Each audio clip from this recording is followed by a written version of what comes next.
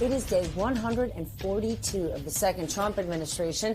A curfew for downtown Los Angeles has gone into effect about 40 seconds ago after Mayor Karen Bass declared a local emergency across the city. It is the fifth day of protests against the ICE raids in Los Angeles. I want to bring in NBC's Morgan Chesky live in L.A. for us. Morgan, the curfew has gone into effect now less than a minute ago. What can you tell us? Yeah, Steph, that announcement was just made by some of the officers you hear behind me. We're standing just off of the 101. This was the highway, Steph, that was taken over the weekend. And again, for a short time earlier today before law enforcement was able to disperse the crowd that had gathered here. And Steph, for as many officers that you're seeing right now, keep in mind that there are this many and then some on every side of this federal complex here in every direction. You mentioned Mayor Bass's curfew that went into effect at 8 o'clock local time. We're hearing sirens in the distance now, Steph. It covers a 1 square mile area of downtown Los Angeles, and we're very close to the border of that area. There was a large group that had gathered at the entrance of this federal building behind me, and some of those members kept saying, this is a peaceful rally, this is a peaceful rally. They dispersed, and what we're seeing now is numbers starting to dwindle here, Steph, but certainly the curfew now is in effect. We're waiting to see what law enforcement's going to do. They've stated that, and yet there are still, as you can see, plenty of people around. Let's just take a quick walk this direction here. Todd, watch your step as you step off the curb. One thing that's just happened within the last 60 seconds or so, Steph, is we see officers now lining this stretch of the roadway here. That is definitely a sign that we need to be heading the opposite direction.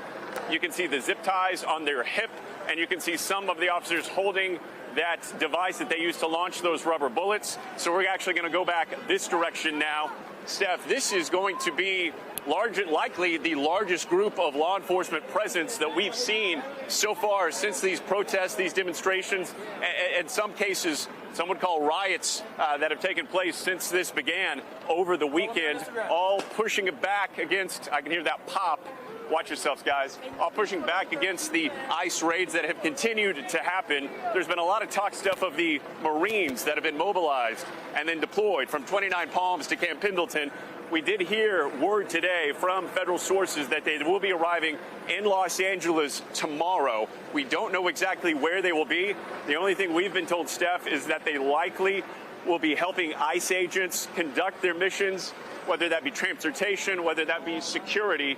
And as we're making our way back towards this federal building, Steph, you can see this has been the site of a lot of the protests here since this began, whether it be on this side or whether it be on the other side. And we're leaving essentially one group and entering into another group. Todd, if we can get a little bit closer, you'll see the people in camouflage. That's the member of the California National Guard, Steph, and we heard Governor Gavin Newsom speak earlier tonight, essentially calling out President Trump for exerting federal overreach by mobilizing the members of the California National Guard without his consent. That is something that we have not seen in decades. Important to note that the National Guard simply has to more or less stay put and block the entry here. We do, however, have members of law enforcement flanking them with the zip ties, potentially conducting arrests as needed. And we actually have a tally on the total number of arrests that have happened over the last couple of days, Steph, as we enter this crowd here. We know that more than 200 of the arrests have been for failure to disperse. And let's just sit here for a second because I want people to get kind of a glimpse here. We're now several minutes into this curfew, and there are still plenty of people here gathered in front of this federal building. Right now, I'm not hearing any commands, Steph. I'm not seeing anything shot into the crowd. We've seen flashbangs. We've seen rubber bullets used. I do want to get our crew out of this area because there are still vehicles that are driving through here. So let's find our way to a sidewalk here, guys. But right now, Steph, to your big question, the curfew's in effect. I think everyone's waiting to see what happens. We know that Mayor Karen Bass told our own Jacob Soboroff earlier today that she had been, excuse me, sir, appreciate that. Members of the Interfaith Vigil that happened earlier tonight showed up in support here. They were a very large contingent of the group here. as we continue to make our way carefully here. But, Steph, I will say this. There is certainly a tension in the air. I had a chance to speak to a gentleman named Victor yesterday. He was at a rally. He is a native Angelino. He comes from a family of immigrants. I asked him, how much longer do you plan on conducting demonstrations, rallies, protests like this? He says, this is only the beginning of a groundswell of support. And you can hear that chant, no justice, no peace. We've heard it before, Steph, and now it's here in the streets of Los Angeles. Todd, watch yourself as we walk past these cars. So as of right now, Steph, we're more than 5 minutes into the curfew. We're not seeing aggressive tactics from law enforcement. This crowd is starting to move this direction away from this federal building. And should anything break out, we'll absolutely let you know. But for now, we'll send it back to you. Morgan, thank you so much, and stay close. And this evening, Governor Gavin Newsom of California accused the president of exacerbating the situation by sending in the National Guard. Watch this. This brazen abuse of power by a sitting president inflamed a combustible situation, putting our people, our officers, and even our National Guard at risk. If some of us could be snatched off the streets without a warrant, based only on suspicion or skin color, then none of us are safe. Authoritarian regimes begin by targeting people who are least able to defend themselves. Trump is pulling a military dragnet all across Los Angeles, well beyond his stated intent to just go after violent and serious criminals. 4,000 National Guard soldiers have been activated in L.A., and 700 Marines have taken up positions across the area. NBC News is reporting they are there to provide security and transportation for immigration and customs enforcement raids. A judge has denied California's bid to immediately stop troops from participating in ICE activities, and a hearing on the issue has been scheduled for this Thursday. Meanwhile, Trump and Hegseth defended the decision to send these troops to L.A.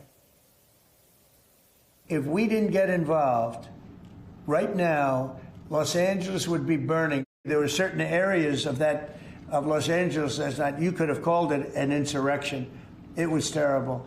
But these are paid insurrectionists. These are paid troublemakers. If there's an insurrection, I would certainly invoke it. We'll see. The governor of the California has failed to protect his people, along with the mayor of Los Angeles. And so President Trump has said he will protect our agents, and our Guard and Marines are proud to do it.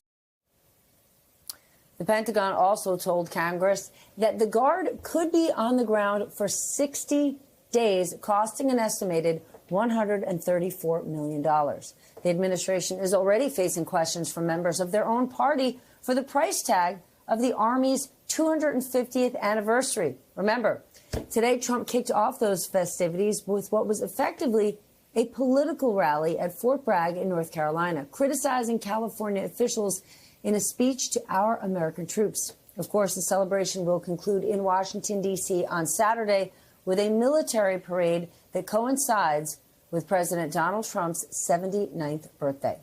Now let's bring in our leadoff panel. Dave Weigel is here, political reporter for Semaphore. Jeff Mason joins us, White House correspondent for Reuters.